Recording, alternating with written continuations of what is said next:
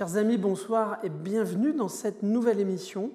Qu'est-ce qu'un syndicat patronal? Qu'est-ce que l'UPE 13? À quoi ça sert? Ce sont les questions auxquelles nous allons répondre aujourd'hui avec mon animateur fétiche Mathieu Pini. Bonsoir Mathieu. Bonsoir Thierry, bonsoir tout le monde. Nous avons le grand plaisir d'accueillir un nouveau venu sur le territoire, si j'ose dire, Frédéric Moschetti. Bonsoir Frédéric. Bonsoir à tous les deux, ravi d'être là. Bonsoir Frédéric. Alors Frédéric, non, vous n'êtes pas un nouveau venu puisque vous avez passé 5 ans sur le territoire pour la Chambre de commerce et d'industrie Aix-Marseille-Provence. Et là, vous venez de prendre le poste de président du territoire métropole, Est métropole, pardon, à l'UPE 13. C'est la question, la première question, qu'est-ce que c'est que l'UPE 13? Alors l'UPE 13, pour faire simple, c'est un syndicat patronal. C'est la représentation locale du MEDEF. Et pour vous donner un ordre d'idée, c'est 15 000 entreprises adhérentes sur l'ensemble des entreprises de la métropole. C'est d'ailleurs le premier MEDEF de France. D'accord. Et à quoi ça sert d'être représenté par un syndicat patronal, finalement? Alors, il y a plein de raisons, mais après, c'est une démarche volontaire, hein. D'abord, c'est une question d'engagement. C'est-à-dire que c'est important pour bon nombre de chefs d'entreprise de s'engager pour défendre les entreprises, qu'elles soient petites ou grandes. Ensuite, on vient y chercher de l'expertise, que ce soit de l'expertise technique, juridique. On a des experts qui peuvent permettre de répondre justement à différentes questions pour les prud'hommes, les tribunaux de commerce, mais pas que. C'est aussi un réseau comme les autres où on vient rencontrer d'autres entrepreneurs. Et puis, c'est un moyen, dans le bon sens du terme, bien évidemment, de lobbying économique. Parfois, on a besoin de faire passer les messages.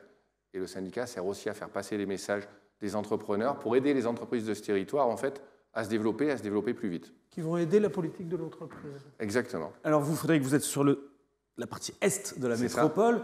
Comment se compose l'UPE 13 ? Il y a combien de collaborateurs? Comment elle s'est découpée? Alors, déjà, la partie est, effectivement, elle a été un peu remodelée. Elle s'est agrandie, puisqu'elle vient maintenant jusqu'au 11e arrondissement de Marseille. Donc, elle englobe évidemment l'Yvonne-Vallée. Et puis, elle va jusqu'à Allo et Plan de Cuc, ce qui n'était pas le cas.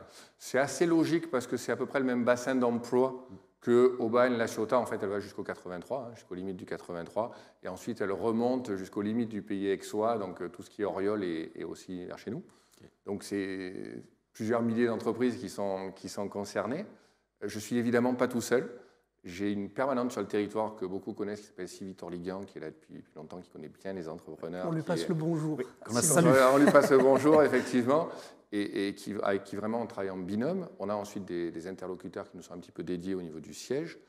Et puis avec moi, j'ai une assemblée territoriale d'une trentaine de chefs d'entreprise bénévoles comme moi, qui m'aident à travailler sur les différents sujets. On travaille par commission, soit sur des sujets de fond sectoriels, ça peut être une représentation, une problématique par exemple de l'agroalimentaire, soit sur des sujets par type d'activité, c'est-à-dire foncier, RH, soit sur des représentations géographiques. Il peut y avoir une problématique plus spécifique au bassin de la Ciotat, par exemple.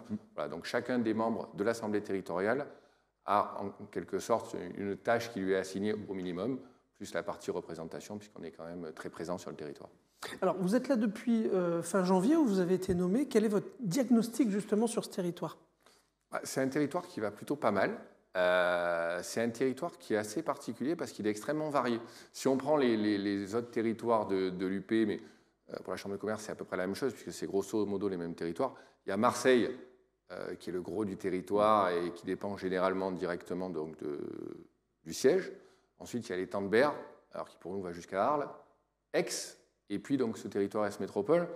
Si je devais ultra simplifier en quelques mots, on va dire que l'étang de Berre, c'est quand même un territoire avec plutôt des entreprises industrielles, souvent des grands groupes, avec des problématiques liées au port, liées à la pollution, etc. Sur Aix, encore une fois, sans caricaturer, c'est quand même très high-tech, microélectronique, etc. Ici, en fait, il y a des tas de secteurs. C'est-à-dire qu'on va de la Ciotat Shipyard, qui est champion européen aujourd'hui de la réparation navale. On a quand même des très belles entreprises dans le biotech, on a des boîtes d'agro, on a pas mal d'entreprises de services, on a du BTP. En fait, c'est ce qui fait à la fois... On a même de la chimie. Et on a même de la chimie. Et ce qui fait à la fois la force et la faiblesse de ce territoire. La faiblesse, entre guillemets, parce qu'on ne sait pas lui mettre un seul nom et dire bah, « tiens, l'Est Métropole, c'est ça ». Et la force, parce que justement, c'est très varié, donc ça permet de résister aux crises. Et puis, on a plein de pépites. Donc après, l'idée, c'est justement de les fédérer. Donc ça, justement, les fédérer, des orientations pour ces 5 années à venir, Frédéric, des projets. Bien sûr. Alors, premièrement, je ne passe pas sur une terre brûlée. Il y a un gros boulot qui a été fait par mon prédécesseur Alain Douce avec les équipes de l'UP. Un gros boulot sur le transport, puisque bon, vous savez qu'on a la chance d'avoir pas mal de dossiers métropolitains qui ont été financés également par l'État, donc avec le Valtram, avec le BHNS, avec aussi au niveau santé et l'hôpital. Donc ça, c'est continuer ce qui a été bien fait à ce niveau-là. Également sur l'aménagement du territoire, puisque pareil, on est un des rares territoires qui a du foncier, mais par contre, ce foncier, il est très contraint. C'est-à-dire que sur Aubagne, on a un PPRI inondation qui nous empêche de construire, et sur la Ciotat, on a un PPRI incendie qui est en train de nous empêcher de construire aussi. Donc il y a un vrai travail à faire pour faire en sorte qu'on arrive quand même à dégager un peu de foncier maintenant et demain. Voilà, donc ça, il y a eu un travail qui a été fait aussi sur l'emploi qu'on va continuer. Donc ça, c'est continuer ces axes-là. Pour rester sur les grandes thématiques, on va essayer aussi d'appuyer sur... alors continuer à appuyer sur le foncier et aller jusqu'à un vieux rêve qu'on a tous depuis des années, mais c'est un rêve qui va devenir réalité, c'est arriver à avoir un observatoire foncier au niveau de l'Est métropole. Un observatoire foncier. C'est-à-dire, les Aixois l'ont fait, par exemple, avec Pays d'Aix-Développement. L'idée, c'est, je suis entrepreneur, je veux me développer à 12, 24, 36 mois. J'ai un document ou un point d'accès unique où on me dit, ben voilà les opportunités foncières. Ça, aujourd'hui, ça n'existe pas. Et la métropole? Alors, la métropole, elle maîtrise certains fonciers elle-même, elle peut accompagner, mais elle n'a pas aujourd'hui forcément toutes les équipes pour organiser et réaliser cet observatoire-là. Parce que le foncier est maîtrisé par la métropole, il est maîtrisé par certaines municipalités, il est maîtrisé par des privés. Il y a aussi Provence Promotion, hein, il y a l'établissement public foncier. L'idée, c'est d'essayer de mettre tout le monde ensemble, fédérer pour essayer d'avoir effectivement cet observatoire qui sera évolutif, qui sera beaucoup plus simple, parce qu'aujourd'hui, quand on est entrepreneur, ça peut être un peu compliqué de dire, oula, mais quelles sont les offres à ma dispo? Et puis un coup, on parle à une ville, un coup, on parle à une entreprise privée, un coup, on parle à la métropole. Ça, c'est un axe important. Un autre, c'est la reprise d'entreprise. Aujourd'hui, comme vous le savez, en France, on a un vrai sujet parce qu'avec la pyramide des âges, il y a plusieurs centaines de milliers d'emplois qui vont être détruits si les entreprises dont les dirigeants vont atteindre l'âge de la retraite ne trouvent pas repreneur. Or, le problème, c'est que quand on veut vendre, généralement, on ne le dit pas, parce que si on le dit, ça fait baisser le prix de l'entreprise. Souvent, les entrepreneurs, ils attendent d'être un peu dans le mur avant de le faire. Au dernier moment, ouais, Donc l'idée, c'est de mettre en valeur ça, parce qu'il y a beaucoup d'entreprises, il y a beaucoup de PME de notre territoire sur lesquelles les entrepreneurs vont devoir passer la main. Et l'idée, c'est de les aider. Alors, oui, parce qu'en même temps, on a des entrepreneurs qui nous demandent pour reprendre des entreprises. Et c'est vrai que c'est un marché caché, c'est très compliqué. C'est un marché caché. Il y a effectivement très souvent les cabinets d'expertise comptable qui font un travail. Il y a un travail qui est fait par le PACI, le réseau Entreprendre. L'idée, là, ça serait carrément de créer un événement, reprendre des idées qui avaient été bien faites avec la Chambre de commerce à l'époque, puisqu'il y avait la nuit de la transmission d'entreprise. Je ne sais pas si vous vous souvenez de ça. La dernière, je crois que c'était à Aubagne en 2018. Et en fait, c'est un événement qui est génial parce que c'est très simple. Il y a une 50aine de projets qui sont présentés sur la scène, à au moins une centaine de repreneurs qui sont dans la salle, et ensuite il y a des rendez-vous de matching. Et pour pouvoir maintenir la confidentialité, ces projets ils sont présentés souvent par des conseils ou par un réseau. Donc l'idée c'est de remonter ça, évidemment pas tout seul, parce que l'idée c'est vraiment d'être intégrateur. L'UP doit travailler avec la Chambre, avec les associations de zone, mais je vais y revenir, avec la métropole. Voilà. Et l'idée c'est de remonter cet événement, que ça soit un peu plus visible et qu'on se dise, ben voilà, il faut le relancer, c'est un sujet. Et on va essayer après de le rendre annuel. En tout cas, du concret. En tout cas, du concret. Autre sujet, l'innovation. Comme je disais tout à l'heure, on n'est pas vu comme un territoire tellement innovant. Donc en fait, il y a plein de boîtes qui pourraient avoir droit à des aides, qui ne connaissent pas très bien ce qui se fait au niveau de la French Tech, par exemple, qui ne connaissent pas très bien ce qui se fait au niveau de BPI. Donc l'idée, pareil, c'est... Henri Fabre, Innov6, plein de choses comme ça. Hein. Toutes ces choses-là. Et pareil, c'est d'organiser des mises en relation. Ce n'est pas l'UP qui détient le savoir, encore une fois, ce n'est pas l'idée. Par contre, il peut transmettre en tant que point d'entrée avec ses partenaires, donc organisé via des petits déj, notamment ces petites réunions d'information, parce qu'il y a des boîtes qui ont droit à ces dispositifs, elles ne le savent pas, ça les aidera à aller plus vite. Voilà, donc ça, c'est un point important. L'emploi, j'en parlais, c'est un gros sujet partout, évidemment. On ne va pas devenir le 401 ou la 401e entité à travailler dessus. Par contre, comme je le disais, on est intégrateur, on a 15 000 entreprises qui sont membres, qui ont des besoins. Donc l'idée, c'est de voir comment on travaille sur un matching. Alors on l'a fait en signant une convention avec Pôle emploi, Et on est en train de voir comment on pourrait développer peut-être une appli de matching là-dessus à échéance 1 an. Pareil, ça se fera en partenariat. Mais l'idée, c'est vraiment d'accélérer ce matching parce qu'aujourd'hui, la difficulté, c'est ça. La difficulté, c'est qu'on ne sait pas trouver le vivier la rencontre de personnes qui recherchent. Nous, on a le vivier de celles qui cherchent. Voilà, mieux organiser cette rencontre-là. Voilà un petit peu sur les différents sujets.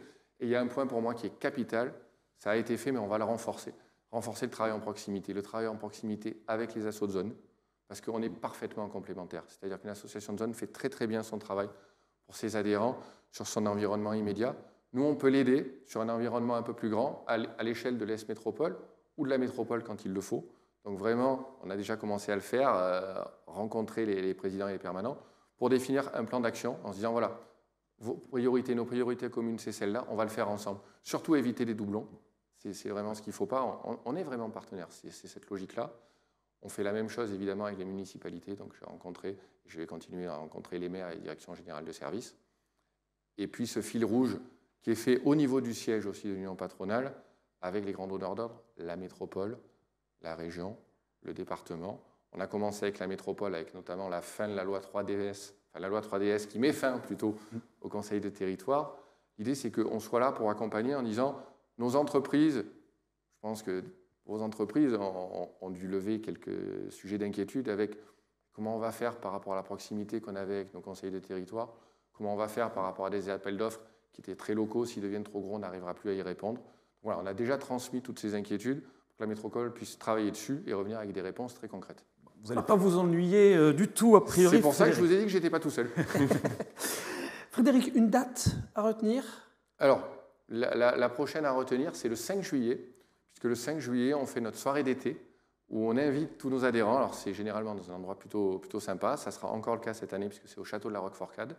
Donc, c'est un moment où on se retrouve, il y a un petit discours pour faire un petit point sur l'année. Et surtout, après, on passe du temps à se rencontrer, parce que souvent, les adhérents ne se rendent pas compte qu'ils sont plusieurs centaines. Ils disent, ah ben tiens, toi, tu es là. Et c'est aussi cette idée-là, dans un cadre agréable.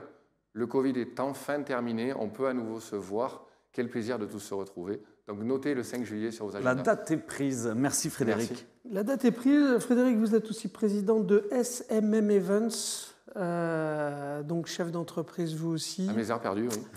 Bravo pour votre engagement. Bon courage pour ces orientations. On sera de tout cœur avec vous. Chers amis, nous arrivons au terme de cette émission. Je vous souhaite une excellente soirée et comme d'habitude, on vous dit à la semaine prochaine.